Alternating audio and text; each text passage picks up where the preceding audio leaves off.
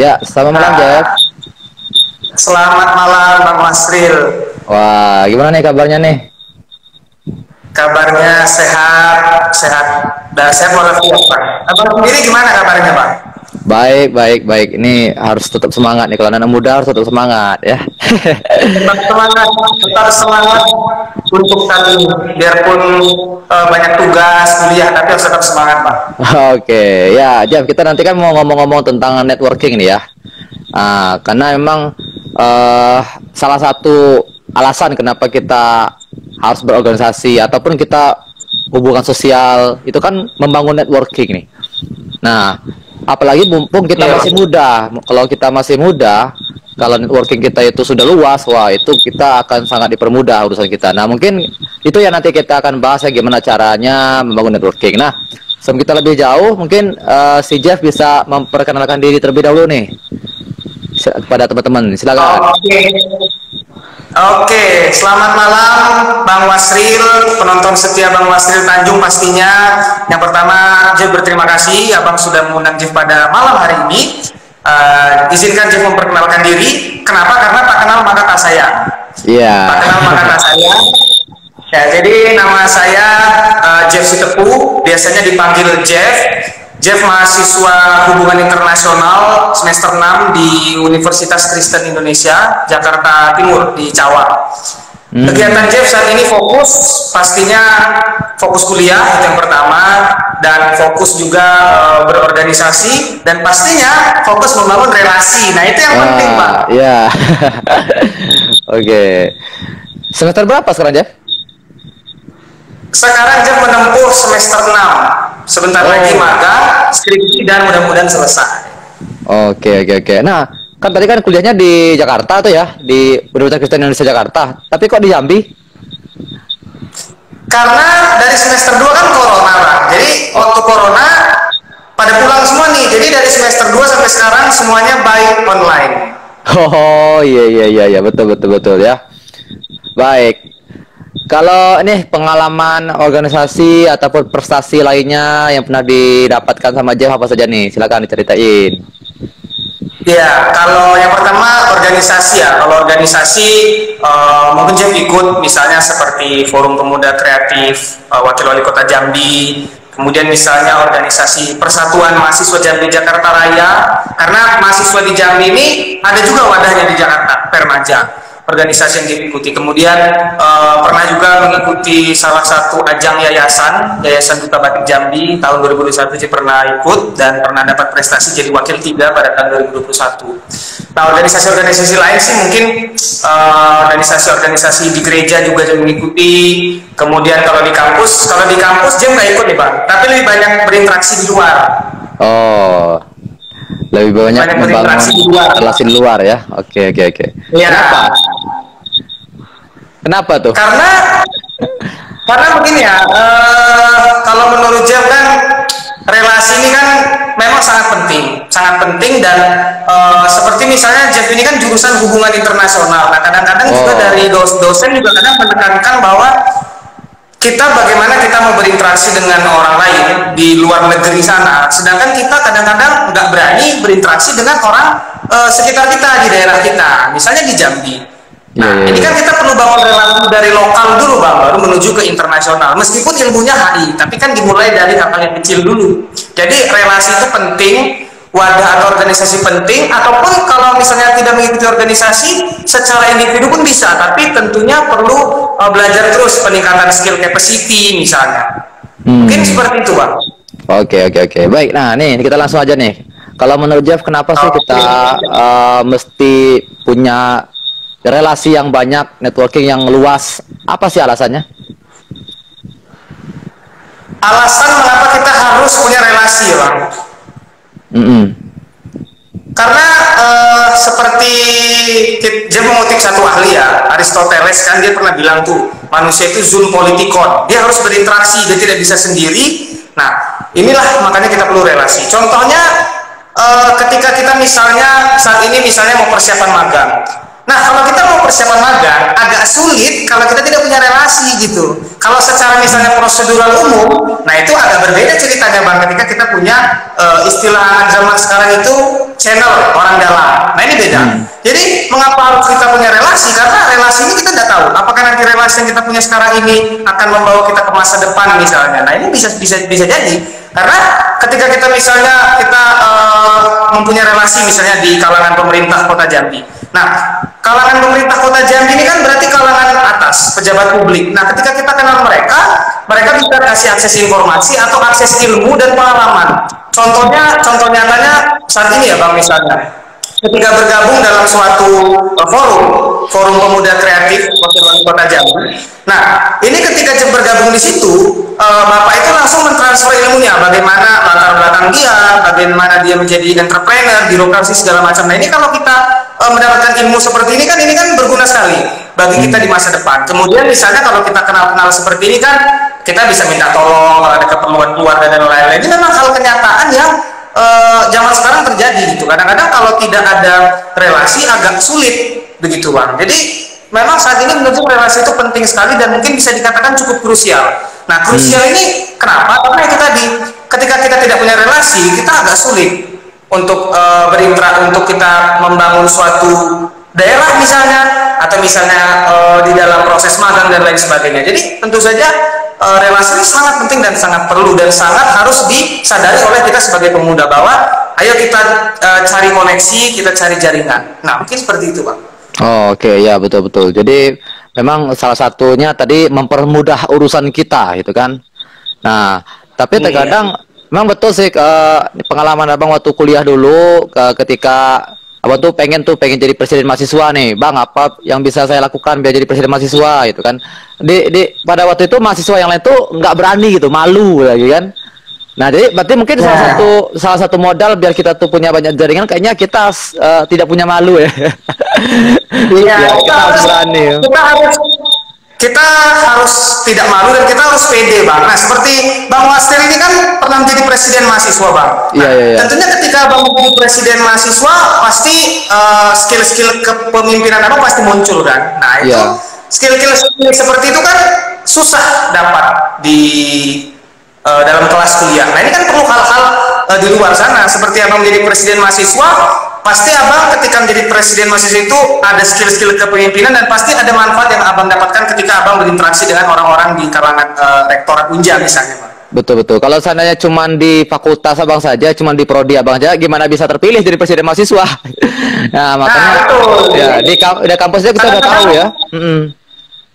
Iya Bang, kadang-kadang kalau karena kita mahasiswa ya, kadang-kadang mahasiswa juga malas untuk mencari teman gitu Bang. Kadang-kadang kakak-kakak kelas, nah itu kadang-kadang nggak maunya cuma satu sama circle itu aja. Nah itu yang harus berubah.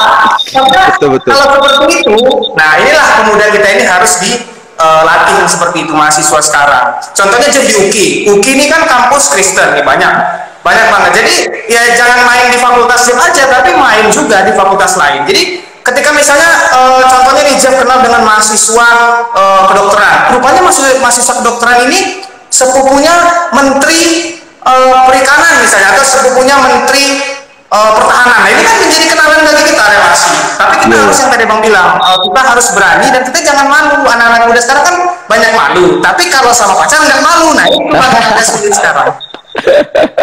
Iya. Padahal itu kan hal positif ya. Jadi salah satu relasi itu termasuk salah satu investasi ya. Dan orang fokusnya investasi itu ke modal gitu kan. Padahal investasi yang besar relasi juga cukup besar itu kan. Apalagi misalnya Jeff nih udah dengan pemerintah Kota Jambi kan udah begitu dekat ini kan. Tentu banyak sekali yang Jeff rasakan. Yang mungkin bisa ceritakan nih pengalaman Jeff selama ini yang udah relasi dengan pihak pemerintah Kota Jambi itu udah lancar banget nih. Apa nih pengalaman positifnya? Contoh kita punya relasi bermanfaat ya. Yang pertama yang Jeff rasakan sekarang. Jadi kan sebentar lagi Jeff mau magang nih Bang. Nah, mau magang ini kan kadang-kadang kalau misalnya dari instansi pemerintahan kan kadang-kadang tidak membuka open recruitment nih, tidak membuka secara luas.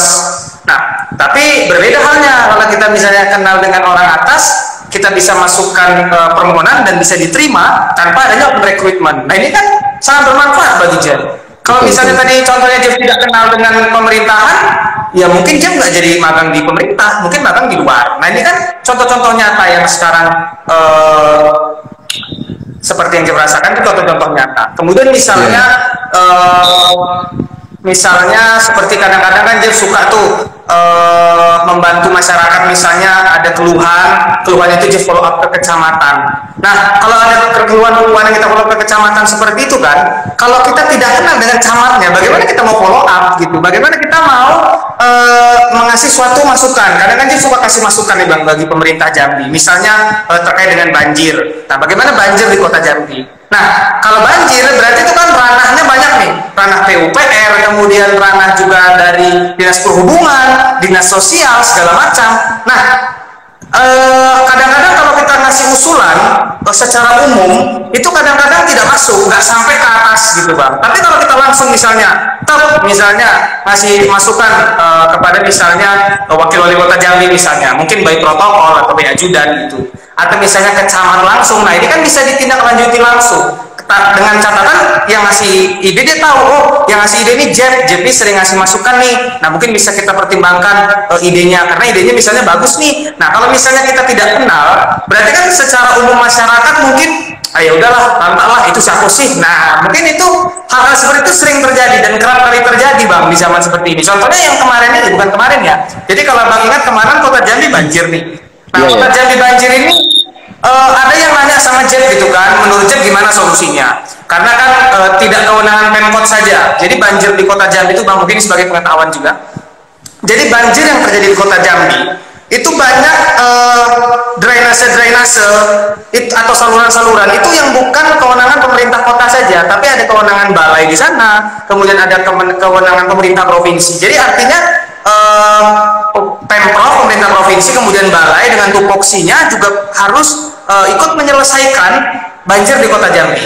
Nah, misalnya Jeff kasih usul nih, Jeff mau kasih usulnya ke siapa kalau Jeff nggak kenal gitu. Kalau misalnya kasih usul lewat medsos di Instagram, mungkin responnya lama gitu Bang.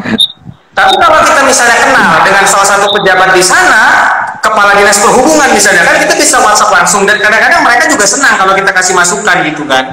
Nah, jadi mungkin manfaat-manfaat itu banyak Bang. Kemudian misalnya contoh lagi misalnya ya, misalnya seperti kemarin ada kejadian ada ular masuk di rumah Jeff nih. Nah, ular masuk ini kan call center 112, ini terbuka bagi masyarakat. Memang semua bisa mengakses. Tetapi kalau misalnya kita dikenal, mungkin kan prosesnya bisa lebih cepat Bang.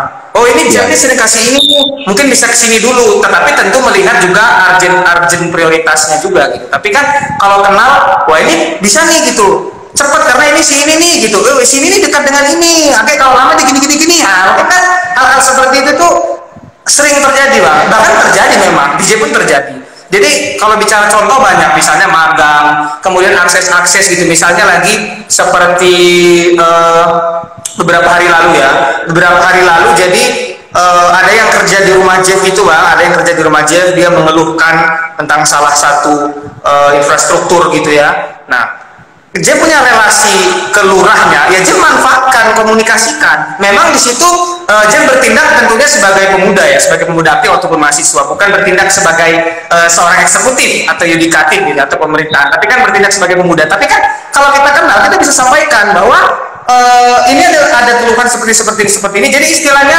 Jeff ini juga kadang-kadang menjembatani Bang. Jadi misalnya kadang-kadang ada tuh di Instagram tuh, seperti misalnya guru Jeff di sekolah lama di Kasar.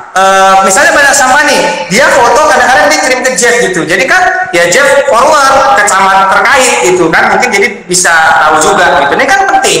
Tapi memang saat ini tidak semua pemuda mau seperti itu. Jadi apa sih manfaat relasi bagi kita? Tentu banyak, untuk keluarga kita, untuk pribadi kita, untuk pengembangan skill kita. Contohnya nih Bang, contohnya apa nih? Sekarang Jeff ini berelasi nih dengan Bang Fitren Widianto, Bang Wasril, seorang pemuda pelopor yang juga punya program inovasi di bidang agama ya Bang ya. Nah ini kan mana Jeff nggak mungkin tahu apa program apa kalau Jeff nggak kenal. Mungkin kita nggak bisa satu frame kalau kita nggak kenal. Seperti misalnya contoh kemarin yang Abang waktu sosialisasi pemuda pelopor. Ini kan sebenarnya kalau Jeff melihat ya, ini kan masih sedikit nih Bang pemuda yang ikut sosialisasi. Nah kenapa? Karena mungkin tidak semua pemuda mendapatkan akses informasi itu, dan mungkin tidak ada apa ya, tidak ada semacam yang menjembatani. Makanya pemerintah dalam hal ini Dispora mungkin perlu melihat hal ini, bahwa jangan, pemuda Jambi itu memang harus diwadahi. Artinya bukan mereka harus berorganisasi, tapi misalnya ada grup atau jembatan yang bisa akses informasi. Kenapa? Karena pemuda Jambi kita lah yang meneruskan Jambi ke depan. Karena kita aset bangsa, karena kita aset Jambi, Bang. Nah, seperti itu, Bang. Oke, ya betul. Jadi kalau seandainya kita punya relasi yang dekat dengan pemerintahan, ya kita mungkin bisa didahulukan. Bukan berarti kita itu nepotisme ya. Maksudnya kalau memang kita layak, tadi kan sesuai kata si Jeff tadi, sesuai dengan urgennya itu kan. Kalau memang kita yang ternyata memang diutamakan, ya nggak masalah itu kan. Nah, maka itu pentingnya kita membangun relasi. Kemudian juga tadi akses-akses dari pemerintah ya, barangkali mereka punya program ya, kita nggak tahu nih informasinya. Tapi kalau kita punya relasi, kita akan bisa dapat informasi itu lebih cepat dibandingkan pemuda-pemuda lainnya. Nah, tadi sempat juga nyinggung pemuda nih. Abang mau tanya sih, gimana nih pendapat Jeff tentang pemuda nih? Iya, pemuda. Wah, kalau kita bicara pemuda, pastinya kita buat pemuda, Bang ya. Kita pemuda. Ya. Jadi pemuda. Jadi seperti kita ketahui kan, sekarang ini kan terjadi yang namanya ledakan penduduk, bonus demografi. Bonus demografi ini kan, arti dari bonus demografi itu secara sederhana, usia produktif itu lebih banyak daripada usia yang non produktif, dalam hal ini pemuda. Nah, bonus demografi ini artinya ya pemuda, bonus demografi ini. Jadi pandangan Jeff terkait pemuda saat ini, tentunya pemuda saat ini lebih bisa dikatakan ya mungkin lebih individualistik gitu. Kadang-kadang tidak peka dan tidak mau tahu soal daerahnya dan lain-lain. Tapi kalau ada pas keperluan, nah pasti dia mencari, Bang.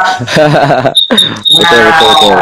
Ini jadi pemuda sekarang itu ya, kita tahu bonus demografi, ledakan penduduk. Nah, ledakan penduduk ini tentu banyak pemuda. Ya tentunya kita tidak bisa sendiri. Kita harus punya pemerintah atau dinas yang menaunginya gitu. Jadi apa menurutnya bagaimana sih pemuda sekarang ya? Pemuda sekarang bisa dikatakan ada yang individualistik, tapi juga ada yang memang mau mengembangkan skillnya. Misalnya contohnya, Bang, saat ini kan banyak istilah yang kita dengar, kita sebagai pemuda atau mahasiswa jangan pikir kita jadi ASN, karena kan penerimaan ASN kan tidak setiap tahun tuh. Nah, bagaimana kita bisa menciptakan lapangan pekerjaan, bagaimana kita bisa berusaha, bagaimana kita bisa entrepreneur, bagaimana kita bisa membuat suatu usaha, misalnya rumah kopi atau misalnya usaha kue dan segala macam. Tapi kalau kita pikir-pikir, Bang, tidak mungkin kita bisa membuat kue yang enak tanpa adonan yang enak, tanpa ada pelatihan. Jadi kan pelatihan, fasilitasi itu pemerintah sebagai fasilitator juga harus berperan. Kalau tidak mungkin semerta-merta misalnya kita berdua bisa buat, kita berdua nih, Bang, misalnya kita berdua akan membuat sebuah inovasi, atau kita berdua akan buat toko nasi goreng yang paling enak di Jambi. Nasi goreng di Jambi cukup banyak. Bagaimana ada ciri khas dari nasi goreng itu? Nah, ciri khas ini kan perlu pelatihan. Bagaimana bumbu segala macam dengan yang ahli segala macam. Dan ini perlu peran pemerintah. Jadi pemuda sekarang itu lebih banyak kesibukan dia aja lah yang dia ini. Dia tidak mau peduli orang lain. Tapi kalau ketika dia perlu, misalnya sesuatu orang perlu magang nih, dia kan sudah mencari-cari relasi. Nah, jadi tentu relasi ini bermanfaat, dan tentu saja ini sangat penting gitu, Bang. Sangat penting karena ya itu tadi banyak hal-hal yang kita dapatkan. Kalau misalnya kita punya relasi seperti entrepreneur, kita tidak mungkin Jeff bisa, atau kita berdua nih, mudah-mudahan Bang ya, mudah-mudahan ke depan kita berdua misalnya bisa buka usaha toko kue. Tapi kan toko kue ini ada yang namanya akses permodalan, kemudian ada yang namanya adonannya seperti apa sih dan lain segala macam. Nah, ini kan kita tidak mungkin tahu kalau kita tidak punya relasi orang yang ada di situ. Contohnya mungkin kalau misalnya kita mau buat toko kue, nah itu kan berarti dinas perindustrian perdagangan. Nah, kalau kita punya kenalan di sana, ketika kita mau buka kue, toko kue mungkin bisa dipercepat izinnya. Orang kita kenal kok. Tapi kalau kita nggak kenal mungkin, ya udahlah nantilah kita. Mungkin itu yang sering terjadi, Bang. Jadi kalau zaman pemuda sekarang itu, menurut saya pemuda sekarang itu ya lebih dia circle dia lah yang dia anukan. Tapi kalau dia misalnya perlu, nah itu dia bisa cari relasi keluar. Jadi pemuda sekarang dengan bonus demografi ini kita harus manfaatkan. Kita harus lakukan hal yang bermanfaat juga bagi orang lain, dan juga pemerintah harus support. Jadi pemerintah jangan cuma ngomong support pemuda segala macam tapi tidak diimplementasinya. Nah, implementasi itu yang diperlukan sehingga kita konteksnya sebagai pemuda Jambi ini memang betul-betul berperan. Jadi pemuda sekarang itu harus berperan. Jadi pemuda sekarang itu harus keluar dari, istilahnya gini bang, pemuda zaman sekarang itu harus keluar dari zona nyaman. Zona nyaman dalam artian mungkin biasanya cuma di situ-situ aja, di circle-circle itu aja. Nah sekarang kita cari keluar. Kita harus berani misalnya follow seorang pejabat atau DM. Nah ini sebenarnya penting. Cuma kadang-kadang pemuda untuk apa sih aku itu, tidak ada manfaatnya. Tapi kalau dia perlu, mungkin dia bisa. Karena yang paling kecil misalnya gini bang, misalnya ketua RT nih, masa kita nggak tahu ketua RT kita siapa? Itu kerap terjadi, jangan bukan itu. Jadi Betul. ada di ini ya, gerakan pemuda di gereja itu. Nah dia itu bilang sama Jen, dia nggak tahu loh lurah dia siapa. Nah ini yang kadang-kadang agak miris gitu. Tapi kalau ditanya boyband Korea dia tahu, tapi lurah dia nggak tahu. Nah itu harus tahu, karena macam manapun, kapanpun, dan bagaimanapun kita pasti berinteraksi minimal dengan RT, lurah, dan camat. Nah itu harus kita kenal dan harus kita tahu, karena tidak mungkin masa kita tidak tahu nanti. Contohnya nih bang, contohnya misalnya terjadi sebuah kecelakaan, kemudian kecelakaan itu kan biasanya sekarang kan disebar-sebarkan tuh bang di sosmed, KTP segala macam, ini. Nah kalau kita punya relasi, oh ini Bang Fitrian, ini Jeff, ini Bang Masil Tanjung, aku tahu nih itu kan warga aku, itu aku pernah sharing-sharing dengan dia, aku lurahnya. Nah ini kan cepat jadinya. Tapi kalau misalnya kita tidak kenal, ya bagaimana? Mungkin agak lambat gitu. Nah ini makanya pemuda sekarang itu harus aktif, harus proaktif mencari tahu tentang hal-hal seperti ini. Bukan hanya pemerintahan, mungkin hal-hal yang lain. Seperti misalnya bagaimana bisa buat usaha, bagaimana bisa membuat hal-hal yang bermanfaat gitu. Bukan hanya konteksnya pemerintah tadi banyak, tapi kan apapun yang kita bilang, support pemerintahan tetap diperlukan, bang. Jadi peran pemuda sekarang ya, dengan bonus demografi ini kita manfaatkan. Tentunya nggak mungkin kita seperti ini bang. Kita berdua ini melakukan sebuah interaksi, sharing-sharing tentang membangun networking. Nah ini kan bayangkan kalau seluruh misalnya ya, seluruh pemuda di Kota Jambi atau seluruh pemuda di Kecamatan Penepura melakukan hal yang seperti ini, sharing, bisa dilihat oleh publik. Nah ini bermanfaat gitu, karena orang bisa mendapatkan ilmu-ilmu yang orang nggak tahu gitu.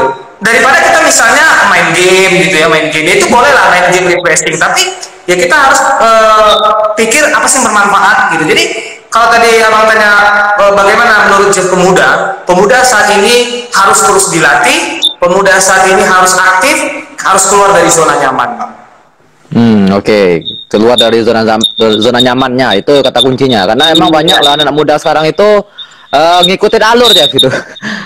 Nggak mau tantangan nih. Iya, maunya instan bang. Maunya instan ini. Kayaknya tuh harus ada pola pikir yang dimiliki oleh anak muda. Nah kira-kira ini pola pikir apa yang harus dimiliki sama anak muda sehingga mereka tuh mau untuk berpikirnya out of the box, itu apa yang mereka harus pikirkan, itu harus mereka jadikan prinsip itu apa? Ya, kalau kita bicara tentang pola pikir pemuda ya, mungkin dalam konteks pemuda Jambi. Kalau kita bilang pola pikir ini kan dibangun berdasarkan kebiasaan juga, Pak. Kebiasaan. Nah, jadi pola pikir, bagaimana membangun pola pikir supaya misalnya pemuda itu menjadi pemuda yang aktif?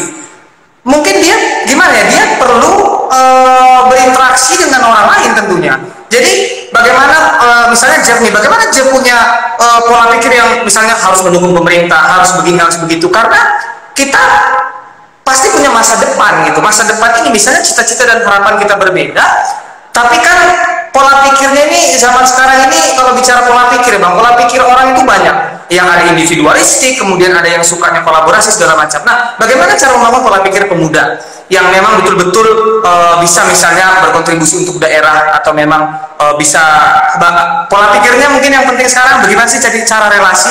Nah itu kembali ke individu masing-masing dan perlu disupport, atau istilahnya sekarang ada yang perlu mentor gitu bang. Jadi anak-anak muda zaman sekarang itu perlu mentor gitu. Mentor dalam artian misalnya orang tua yang terdekat. Nah kadang-kadang kan mohon maaf, misalnya ada orang tua juga yang mungkin terlalu sibuk di luar gitu, jarang melihat putra putrinya gitu. Nah jadi kan ini juga menghambat gitu bang. Jadi banyak faktor pola pikir. Pola pikir ini kan dibangun dengan kebiasaan-kebiasaan kita di rumah, atau kebiasaan kita berinteraksi dengan orang. Jadi muncullah pola pikir gitu. Misalnya pola pikir dalam misalnya pola pikir dalam bagaimana sih supaya kita berani DM pejabat misalnya. Nah bagaimana kita berani DM pejabat itu kan tidak semua orang berani DM pejabat. Harus punya pola pikir. Loh, ketika kita DM kita ada manfaat nih, kita dikenal, terus juga ide-ide kita bisa ditawarkan.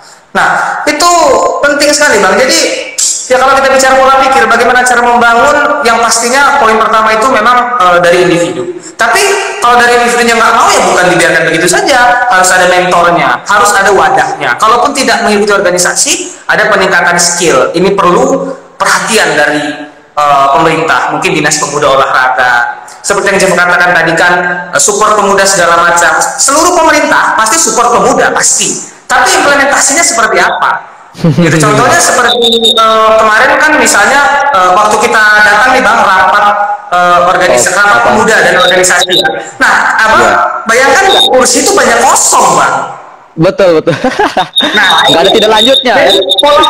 Jadi pola pikir seperti ini nih, wah ini perlu sekali gitu. Jadi ini kosong, jadi kita harus bergerak dong. Gimana? Misalnya kita berikan saran kepada Pak Kadis, Pak, mungkin kita buat grup begini dan begini. Nah, pola pikir seperti itu memang jarang dimiliki oleh pemuda sekarang. Karena pemuda sekarang itu dia lebih suka nongkrong. Ya nongkrong boleh nongkrong produktif, nonton atau main game. Cuman harus lakukan yang bermanfaat. Tapi kembali lagi Bang, jadi kalau bicara pola pikir itu bicara tentang bagaimana individu itu sendiri. Tetapi perlu dukungan dari orang tua, keluarga, teman-teman, sahabat, dan juga perlu dukungan dari pemerintah. Dan misalnya dalam hal ini ya, misalnya ketua RT, ya mungkin di kota Jambi mungkin atau dimanapun tidak semua ketua RT yang mau memotivasi anak-anak muda di lingkungannya itu. Nah ini kan perlu.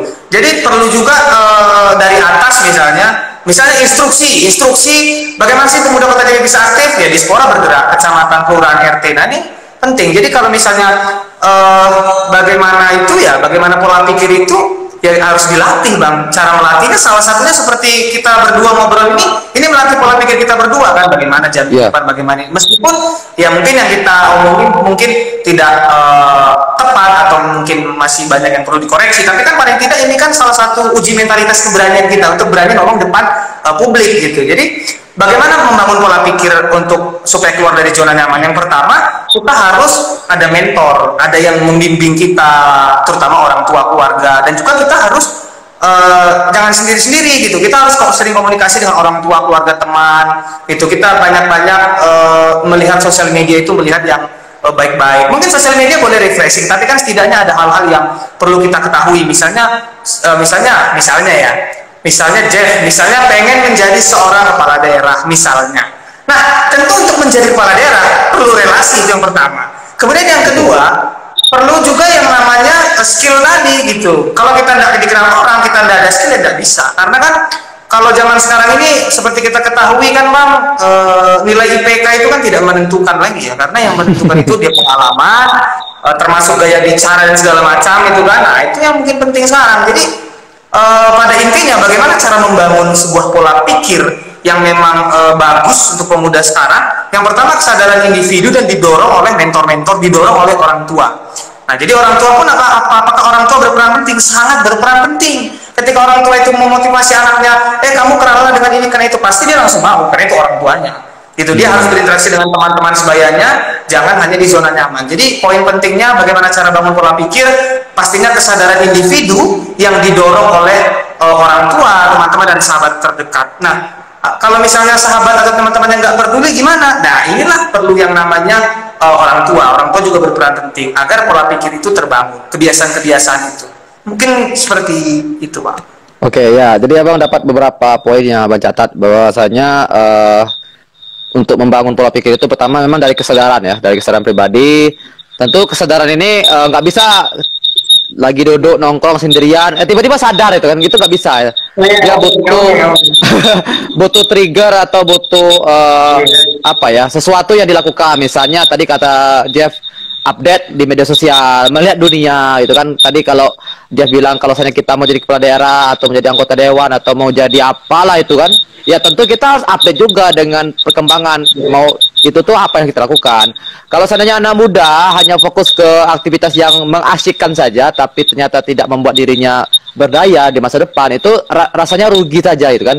Jadi itu pertama, kita harus mengubah cara pikir kita, kesadaran kita ditumbuh dengan cara mungkin update informasi, tambah pemahaman. Kemudian yang kedua, kata si Jeff tadi, mentor. Nah, mentor ini mungkin untung ada, kalau seandainya ada yang mau nih senior kita yang mau bimbing kita itu mungkin lebih bagus itu kan. Tapi kan nggak semua orang yang bisa seperti itu, nggak bisa semua orang ya kan. Memang betul kata Jeff tadi. Memang kita pernah tuh ngadain apa namanya agenda kemarin tuh ya, Sarasan Pemuda atau apa itu kan. Memang setelah itu kok nggak ada lagi itu kan. Kemarin juga diskusi sama Fitrian, kok nggak ada lagi bang ya. Gitu. Sayang betul gitu kan. Nah mungkin apakah pemerintahnya mungkin belum mempersiapkan gimana cara menyatu ke pemuda atau gimana, saya nggak tahu juga ya kan. Yang jelas adanya mentor. Nah tapi tadi sempat nyinggung orang tua ya kan. Kadang juga gini masalahnya, orang tuanya juga nggak update. Nah ini yang bikin kacau ini. Sehingga memang betul, kalau lah mungkin orang tua kita kayaknya nggak update, maka yang kita butuhkan itulah teman. Maka teman yang aktif ya. Lagi-lagi kembalinya tuh bangun relasi itu kan, relasi kita harus lebih luas itu kan. Nah kalau seandainya kita hanya berkutat di orang-orang daerah kita saja, ya gimana kita mau berkembang pola pikirnya. Dan ini kita Jeff, ini ada yang nanya nih di Instagram nih. Tadi siapa tadi ya, ini Sigit ya, ini pakai bahasa Inggris ya, dia agak kayaknya dia nih introvert nih. If we are talking about networking, important people can do the same, and how the greatest way to help them out of their comfort zone and get a networking be impactful like you are already. Oke, gimana nih? Dia nih orang introvert nih. Gimana caranya? Ya, jadi terima kasih Bang Sigit ya, Bang Sigit atas pertanyaannya. Jadi poin pentingnya kalau dia introvert, emang dia bisa nggak sih bangun relasi? Kan dia introvert gitu. Dan gimana dia keluar dari zona nyaman kalau dia introvert? Mungkin poinnya seperti itu. Nah, mungkin menurut gue menjawab pertanyaan Bang Sigit ini, if we are talking about networking, is it introvert people can do the same? Jawabannya adalah ya kalau dia introvert, dia tidak mau berkomunikasi, ya sulit gitu. Apakah bisa dia membangun networking? Ya itu tergantung orang-orang di sekitar dia. Kalau dia introvert itu kan ya sulit gitu. Diajak apa-apa susah, dia ini susah, ini semua nggak mau. Nah bagaimana kita mau berinteraksi? Perlu pendekatan khusus mungkin. Jawabannya mungkin perlu pendekatan khusus. Misalnya kan seintrovert apapun dia, pasti dia punya orang dekat. Pasti dia punya orang tua, introvert apapun dia punya orang tua, sahabat, keluarga. Nah, ini pasti punya biarpun introvert. Nah, mereka lah yang akan mendorong dan kemudian mereka yang akan memotivasi sehingga bisa keluar dari zona nyaman. Karena seintrovertnya orang, setahu dia pasti dia punya orang tua dong. Nggak mungkin dia bisa lahir gitu. Nggak mungkin dia nggak punya mungkin teman dekat ataupun misalnya kakak atau misalnya adik untuk tempat dia sharing lah. Nah mungkin inilah zonanya. Nah apakah dia bisa keluar dari zona nyaman? Apakah orang-orang introvert misalnya bisa kenal dengan pemerintahan? Why not? Ya pasti bisa. Tergantung bagaimana motivasi dari orang di sekitarnya. Kalau orang tuanya mendorong, nah kalau misalnya orang tuanya introvert, mungkin buyutnya kali ya. Tapi kan ini kan nggak mungkin ya. Maka kalau introvert ini kan menjawabnya gitu. Jadi kalau Pak Sigit bilang, how the greatest way to help them out of their comfort zone, ya we cannot help them. Karena kita, bagaimana orang dia nggak kenal kita kok, uang kita jauh. Jadi greatest way-nya adalah motivasi dan dorongan dari orang tua. Kenapa orang tua? Karena orang tua itu ya dia krusial, orang dia melahirkan kita, dan kalau orang tua tahu misalnya kita introvert, ya pasti dia mendorong gitu. Jadi kita kalau kita introvert, bagaimana kita bangun networking kita introvert? Ya dorongan dari orang lain. Gak mungkin dia se-introvertnya pasti dia gak mungkin tidak bicara, pasti dia bicara dengan adiknya atau minimal paling penting orang tuanya. Jadi if you are talking about networking, introvert people apakah bisa dia melakukan hal yang sama? Bisa, dengan motivasi dan dorongan dari orang terdekat. Kemudian greatest way-nya ya dorongan tadi, karena kita tidak bisa kalau kita tidak kenal. Contohnya Bang Sigit introvert misalnya.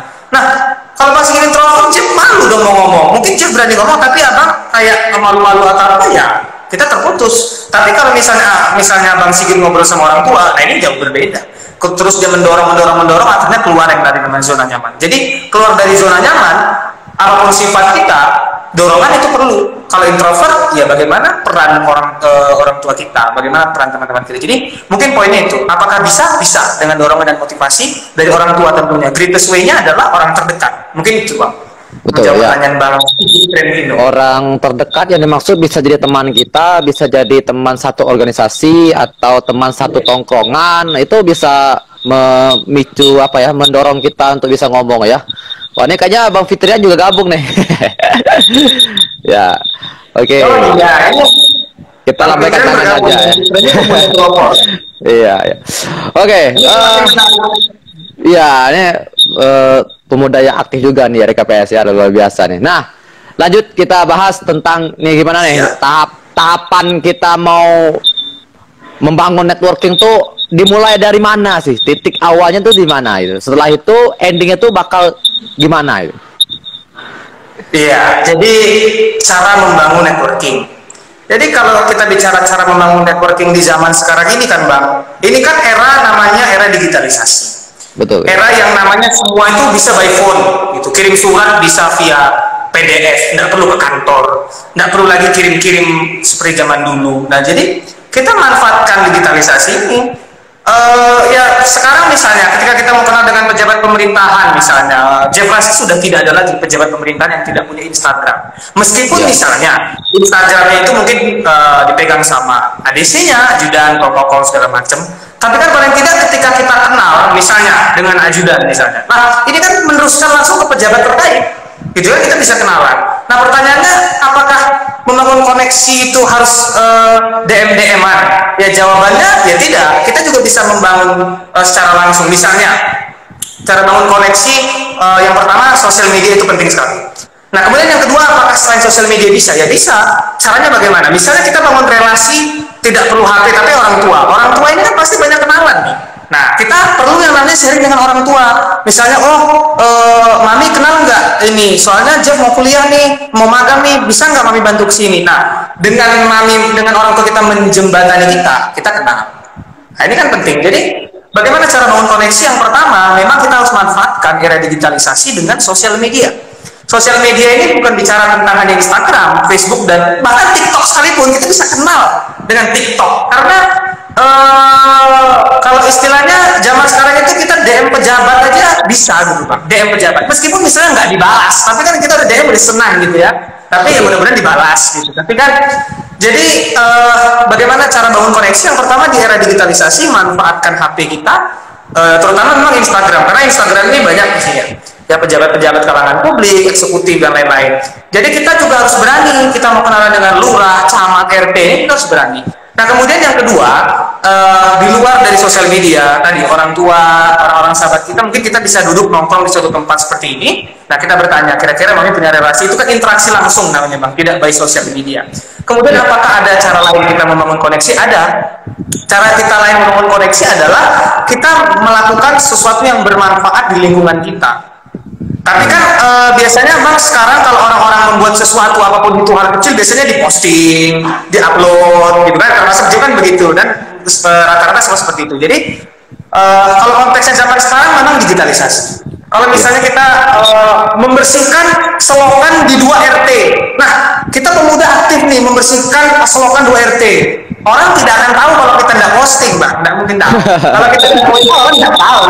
Jadi, cara bangun koneksi yang paling penting, bukan yang paling penting, cara bangun koneksi di era zaman saat ini, pastinya digitalisasi. Karena kalau interaksi secara langsung, itu agak lain rasanya. Karena orang bisa ini kok, bisa HP kok. Nah, jadi mungkin cara bangun koneksi ya, menurut James sih, yang untuk saat ini yang paling tepat dimanfaatkan digitalisasi itu.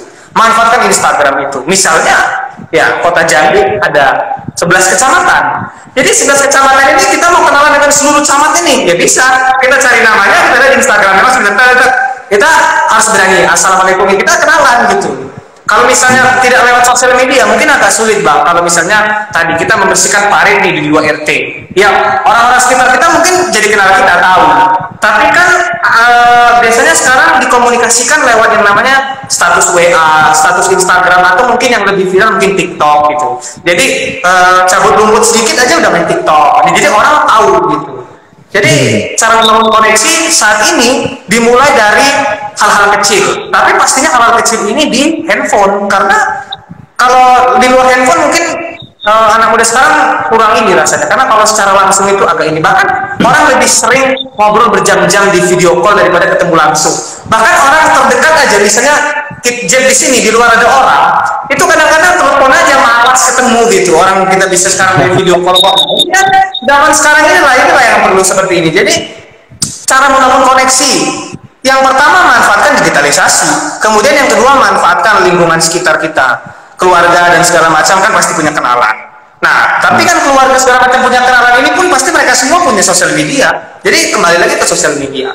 Jadi cara membangun koneksi yang pertama di era digitalisasi ya lewat sosial media. Kemudian yang kedua mungkin ya lewat orang terdekat kita. Kemudian yang ketiga lakukan hal-hal kecil di tengah lingkungan kita. Tapi pun poin nomor 3 ini biasanya juga dikomunikasikan lewat sosial media. Misalnya membersihkan parit di 2 RT atau 1 RT. Wah itu nanti semua orang RT bisa melihat. Nggak mungkin tahu dong kalau nggak kita posting di grup RT, nih sini bersihin. Nah, jadi kan karena konteksnya kan saat ini kan eranya memang era di mana digitalisasi. Artinya 4.0, kemudian ada 5.0. Jadi semua ini istilahnya by WhatsApp bisa, by Instagram bisa gitu. Bahkan ini sebuah seperti kita satu frame sekarang ini sharing-sharing ini kan Bang, zaman dulu kan nggak bisa. Zaman dulu kan harus pakai surat gitu. Zaman dulu nggak bisa seperti ini. Zaman dulu nggak bisa kita seperti ini gitu. Kalau seperti sekarang kan kita posting aja misalnya, nanti postingan itu bisa sampai ke kalangan pejabat atas gitu kalau kita punya relasi misalnya, atau bisa sampai ke ketua RT. Nah itu kan semuanya perlu komunikasi. Komunikasi itu sekarang itu ditampilkan lewat yang namanya Instagram dan TikTok. Jadi cara membangun koneksi di era digitalisasi ya memang harus di yang namanya sosial media, kemudian juga manfaatkan juga lingkungan sekitar. Mungkin 2 itu, karena kalau yang poin nomor 3 tadi kita bangun membuat hal-hal itu biasanya nggak ada sih orang membuat hal-hal kecil bermanfaat dan diposting itu kayaknya nggak ada lagi. Ya betul-betul. Jadi memang memanfaatkan media sosial untuk kita berusaha untuk mengorelasi itu memang betul karena memang sudah eranya sekarang. Abang kebetulan pernah juga nih waktu itu abang ke kelurahan itu kan, terus kayaknya tuh kayak rasanya tuh kayak pungli nih ya. Abang tuh rasanya dipungliin gitu kan. Abang DM lah Pak Wali Kota itu kan lewat Instagram pribadi beliau itu kan. Saya DM kan. Tapi nah ini perlu juga nih, jangan sampai kita tuh DM tuh langsung auto marah-marah itu. Ya nggak dilirik gitu kan. Itu penting, kita sopan santun juga penting gitu. Kita harus sesuai dengan bukti nyata, rekamannya ada. Saya kirim itu kan. Dan waktu itu Pak Wali Kota balas gitu kan, dan bahkan bilang kalau bisa jangan diupload di Instagram, nanti khawatir ada pihak yang nggak suka sama kamu nanti diancam, kamu nanti ditangkap sama polisi. Wah ya juga saya bilang kan. Nah tapi memang setelah itu terasa dampaknya. Waktu itu RT abang, Pak RT abang itu di telepon itu kan. Nelpon abang gitu kan, kamu ngapain kamu hubungi wali kota ya. Wah malah abang yang kena ya. Memang kelurahannya yang salah kok gitu kan. Nah ini saya dipanggil nih sama Pak Wali Kota itu kan. Ya salah sendiri kenapa luar seperti itu. Nah itu memang betul, dampak dan message itu memang besar sekali. Nah tadi juga sempat disebut manfaatkan kenalan keluarga ya. Kalau seandainya kita ada ya keluarga kita mungkin kurang jaringan ya, tadi manfaatkan kenalan teman-teman yang lain, dan yang betul kata si Jeff yang ketiga tadi kan membuat kegiatan ya.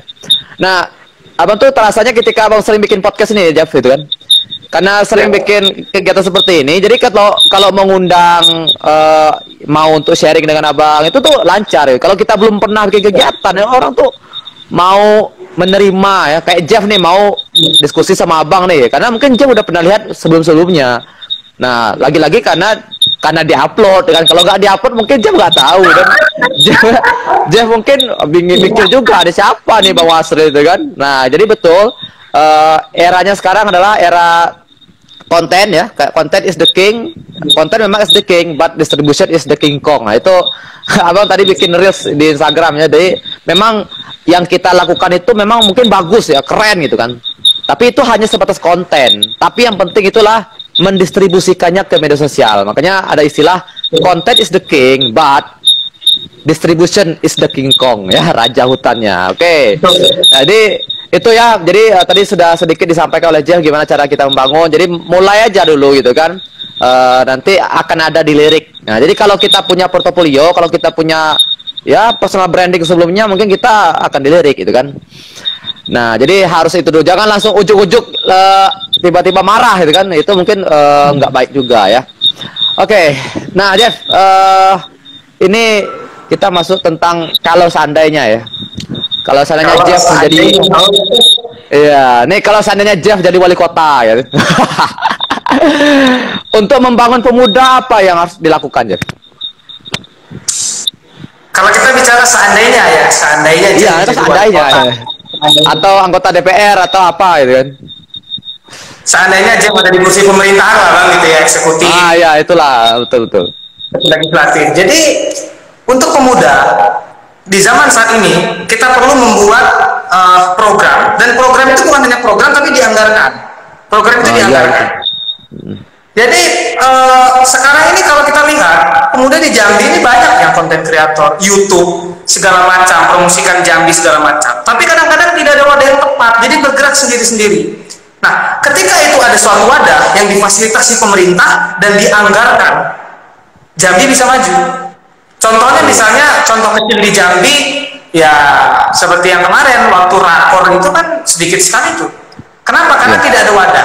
Jadi mungkin Betul. saran juga bagi pemerintah, ya ketika kota Jambi punya 11 kecamatan dan 62 kelurahan kalau tidak salah, buatlah grup pemuda kecamatan Pelanepura atau perkelurahan atau perkelurahan. Jadi setiap pemuda itu nanti bakal terjaring gitu. Jadi pemuda itu nanti bukan hanya nongkrong-nongkrong, tapi dia tahu wah, ini yang terjadi di Jambi lewat wadah itu tadi. Jadi ya itulah bang. Jadi kalau kita bicara hal ini ya memang ini agak sulit kalau pemerintahnya tidak peka. Menjadi pemerintahan, susun program, anggarkan, implementasikan. Susun, anggarkan, implementasikan. Nah, susun, anggarkan, implementasikan ini juga perlu dukungan dari yang namanya masyarakat gitu. Harus dikampanyekan bahwa contoh kita akan membuat forum komunikasi pemuda seluruh kota Jambi. Mungkin belum ada, mungkin kita. Nah, ketika kita berarti harus ada kecamatan di sana, kemudian harus ada kelurahan. Nah, ini kan perlu. Jadi pada intinya kalau Jam menjadi pemerintahan wali kota misalnya, tentu susun program yang memang dibutuhkan oleh pemuda. Jadi sekarang pemuda seperti ini bang, misalnya pemuda setelah kuliah lulus S1 misalnya, ini kan banyak yang belum dapat kerjaan, mau usaha tidak ada modal, akhirnya zona nyaman lah di rumah saja. Nah, pemerintah harus melihat itu. Pemerintah punya program itu dianggarkan atau tidak. Kemudian sejauh apa implementasinya. Jadi kita melihat misalnya 2021 kemarin, ini 2022. Nah, berapa angka pengangguran di Jambi? Nah, ini kan harus dilihat by data yang kemudian ditindaklanjuti langsung oleh dinas terkait. Dinas Pemuda dan Olahraga harus bersinergi dengan misalnya Badan Pusat Statistik Jambi. Jadi sinergi dan kolaborasi itu kan kunci sekarang bang. Jadi ini penting gitu. Kalau enggak ya sulit. Pemuda sekarang kan mungkin mau kuliah ada keterbatasan ekonomi. Ada memang bantuan beasiswa, tapi apakah bantuan beasiswa ini merata? Apakah kemudian ini tepat sasaran? Apakah kemudian ini betul-betul diperlukan bantuan ini, atau dia lebih perlu misalnya modal, atau dia juga perlu pelatihan? Nah, ini perlu semacam pemetaan gitu. Jadi bonus demografi Jambi itu perlu dipetakan baik dengan Dispora dan dinas terkait. Jadi harus tahu gitu. Jadi ya kalau masuk sulit bang. Jadi kalau misalnya pemerintahan susun, anggarkan, implementasikan. Tapi bukan tiga hal ini kan, ini cuman ngomong aja gitu. Tapi kan sulit nyatanya tiga ini. Sulit sekali. Jadi perlu perencanaan yang matang. Kalau membuat program pemuda tahun depan ya dari tahun sekarang lah dibuat. Komunikasikan itu dengan pemuda. Mungkin kita bisa cetuskan, atau kemarin Bang Fitrian pernah sampaikan, pemuda Jambi ini belum pernah dikumpulkan dalam satu tempat. Pemuda-pemuda aktif. Karena kan ya memang kalau menurut Jeff sih perlu ya label-label misalnya seperti duta atau misalnya pelopor segala macam. Tapi kan kalaupun tidak ada label itu, dia bisa bermanfaat, berarti dia tergolong pemuda yang aktif. Nah, ini yang harus dikumpulkan dalam suatu wadah atau cetuskan wadah. Ini kan berbeda halnya misalnya seperti organisasi pemuda KMPI misalnya. Nah, KMPI ini betul organisasi pemuda, tapi ini juga harus bisa menjangkau pemuda, atau kita bentuk cetuskan forum lagi atau seperti apa. Jadi kalau jadi pemerintahan yang dilakukan pertama adalah sebelum yang ketiga poin tadi, pertama pemetaan dulu kira-kira kebutuhan masyarakat, kebutuhan pemuda di kota Jambi, misalnya di kota Jambi 11 kecamatan, bergerak seluruh camatnya, langsung terjun ke pemuda-pemudanya, kenalan di sana, yang dibutuhkan apa misalnya. Nah, kalau dari rata-rata yang membutuhkan itu misalnya memang dia wadah, buatlah wadah gitu, atau akseskan ke wadah tersebut. Nah, kalau sudah kita melakukan research ya, terjun langsung penelitian atau kajian, bagaimana kebutuhan pemuda, ya kajian ini yang harus ditindaklanjuti oleh dinas terkait, bahkan gubernur sekalipun wali kota, dia tahu bagaimana. Dalam hal ini mungkin ya kepala dinas pemuda dan olahraga. Nah, tapi mereka itu bergerak kan by data, Bang. Jadi kalau misalnya tadi yang step pertama itu ya, kalau menurut Jim memang terjun penelitian, kajian. Tapi kan terjun penelitian kajian ini kan prosesnya lama dan mungkin cepat. Pasti prosesnya lama, bahkan mungkin sangat lama. Nah, kemudian setelah itu barulah setelah proses itu barulah setelah pemetaan itu ya baru hasil datanya ini ya kita berikan misalnya, atau misalnya dikirimkan ke dinas terkait bahwa ini yang dibutuhkan, bagaimana tindak lanjutnya. Nah, sesudah itu kan bisa susun program, misalnya di kecamatan ini membutuhkan ini, nah kombinasikan dalam suatu program dan ada anggarannya. Contohnya misalnya konten kreator, YouTubers di Jambi banyak nih. Nah, bagaimana mereka YouTubers ini bisa berkembang gitu? Mereka kan perlu uang juga, mereka perlu handphone, mereka perlu alat-alat segala macam. Nah, ini mungkin bisa difasilitasi sama pemerintah sehingga memang pemuda ini berdaya saing. Karena kalau bicara pemuda sekarang kan ya banyak konten kreator segala macam. Nah, itu jadi kalau seandainya jadi pemerintahan ya seperti itu. Yang perlu itu ya tadi data itu bergerak. Kemudian harus ada instruksi dari atas, Bang. Ini penting. Jadi contohnya kalau misalnya Jam jadi seorang kepala daerah, misalnya ya wali kota. Nah, ini perlu instruksi ke bawah gitu, karena harus sesuai mau kita dengan mau dia gitu. Maksudnya kita maunya pemuda itu dikasih fasilitas, bukan langsung tok modal selesai. Nah, tapi kadang-kadang persepsi berbeda dengan kepala-kepala dinas di bawah atau orang-orang di bawah. Ini perlu namanya sinergi. Sinergi itu kan bisa dikeluarkan dengan yang namanya instruksi wali kota Jambi misalnya. Nah, instruksi wali kota Jambi ini semuanya pasti takut gitu, dari kalangan camat lurah pasti akan seperti yang Abang bilang tadi. Ini menarik ya, Abang bilang tadi langsung ditepikkan bahwa ketika Abang DM Pak Wali, nah Pak Wali langsung tidak lanjuti, walaupun ketua RT dan ketua RT nelfon Abang. Ini kan berarti yang kita lakukan di sosial media itu begitu cepat sekarang. Begitu cepat. Jadi Abang lapor Pak Wali tindak lanjut, RT tolong selesaikan. Nah, RT-nya sudah nelfon Abang dan RT-nya sampai bilang begini, dan memang itu kan kita lakukan karena itu menurut kita salah gitu. Tapi tentunya kita berkomunikasi dengan pejabat pun tentunya tetap kita beretika gitu kan. Nah, jadi apakah saat ini ya itu yang penting, Bang. Jadi setelah kita melakukan penelitian, kajian, istilahnya kita godok bagaimana program yang pas dan bermanfaat buat segala data-data ini. Dispora misalnya.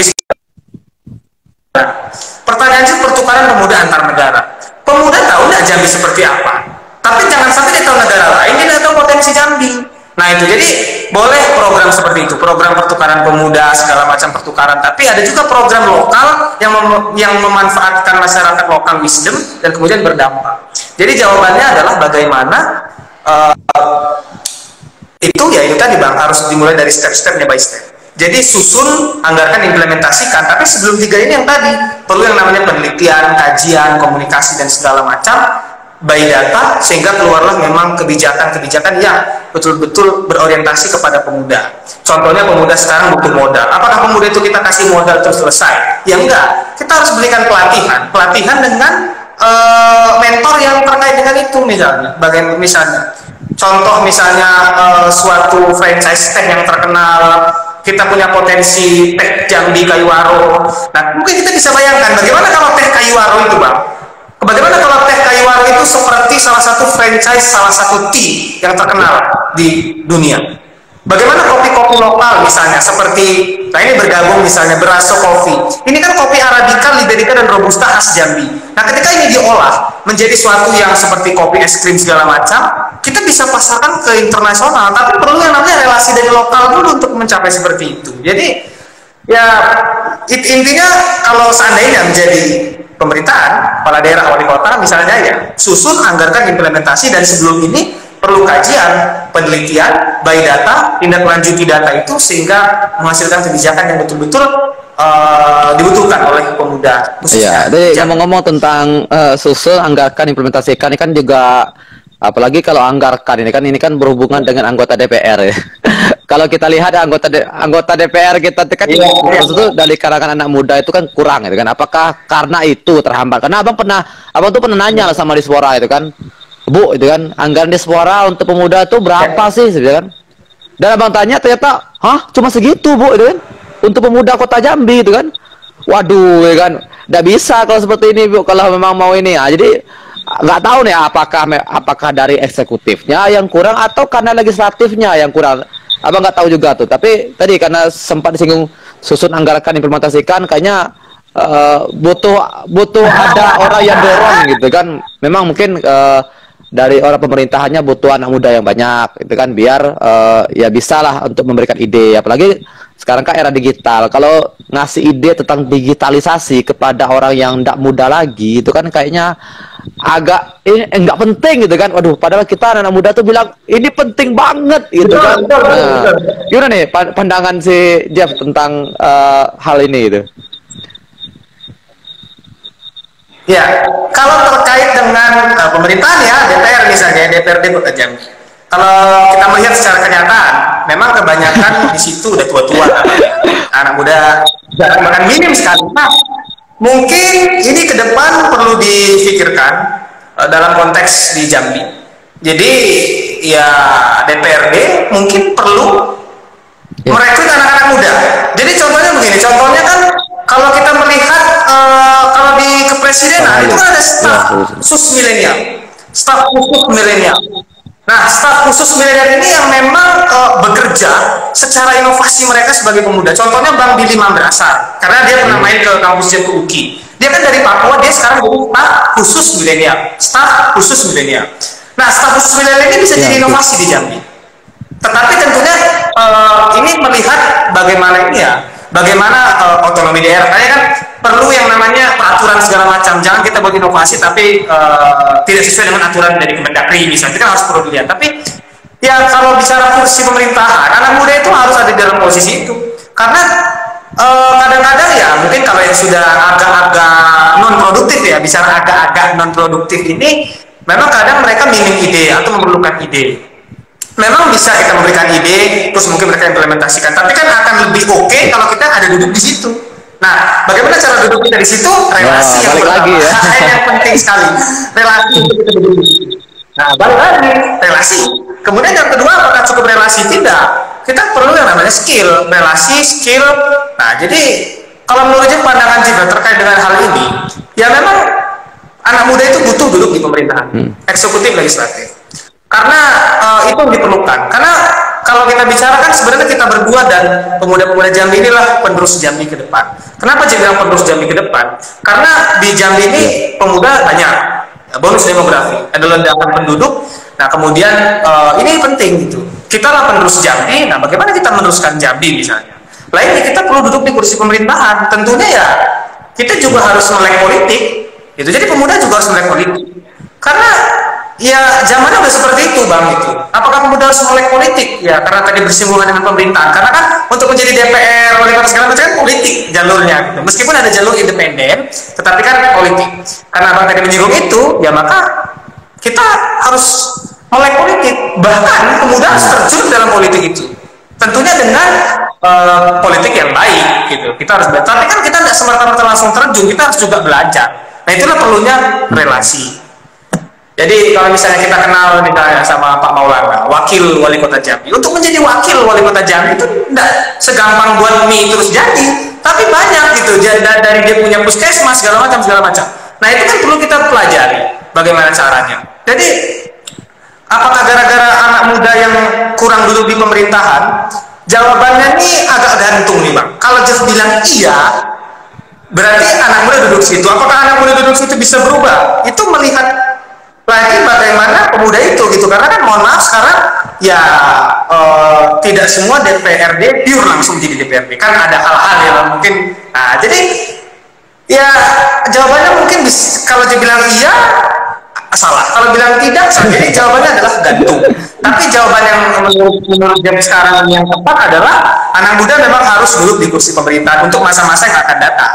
Misalnya 5-10 tahun lagi, kita ini ya mesti duduk di pemerintahan karena kita yang akan membuat program itu. Kalau kita hanya meneruskan ide saja kan agak kurang. Tapi kalau kita yang mengeksekusikan itu kan baik. Karena pandangan-pandangan pemuda seperti kita ini dibutuhkan di sekolah, dibutuhkan pemerintah untuk mereka berinovasi kemudian menyusun program. Jadi secara singkat poinnya, kalau abang tanya menurut Jeff bagaimana pemerintahan saat ini, baik itu DPR, wali kota segala macam, jawabannya ya memang betul, anak muda zaman yang akan datang itu harus masuk dalam posisi pemerintahan, juga harus melek politik.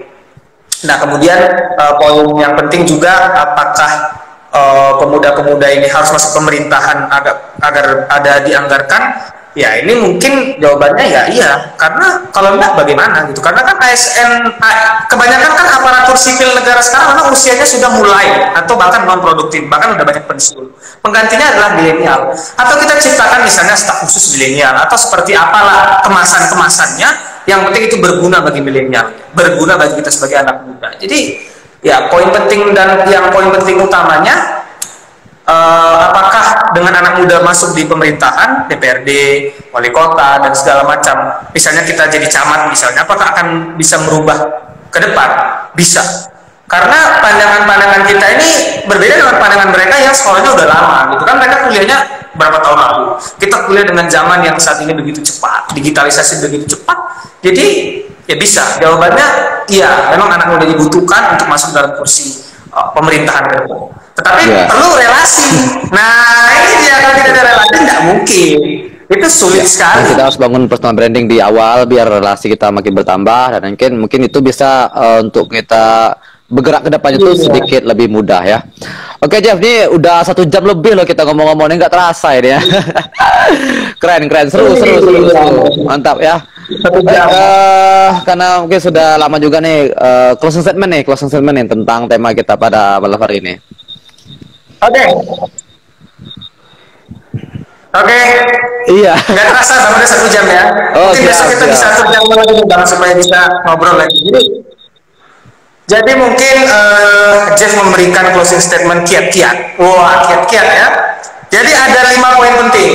Ada 5 poin penting bagaimana cara membangun koneksi. Ada 5 poin penting bagaimana cara membangun koneksi menurut Jeff.